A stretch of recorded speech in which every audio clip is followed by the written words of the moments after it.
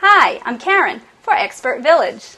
Now I'm going to show you how to make potato kugel. The ingredients we'll be using are 6 good-sized potatoes. If you have small ones, use double.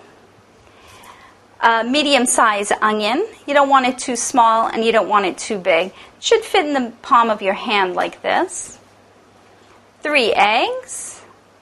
A 1/4 cup of flour. A 1/4 cup of oil. I've divided it into 2 portions. I'm using canola oil, but you can use olive oil. You could use melted margarine. The olive oil will give it that olive oil flavor, so you want to think about that before you make it if you want your potato kugel to taste a little more olive oily. And if you want to use something very traditional, you could use schmaltz, which is a rendered chicken fat. It's not so healthy, but it's very flavorful. We're also going to use a teaspoon of salt and some white pepper to taste. We'll be cooking this in a 10-inch round, this is a pie plate.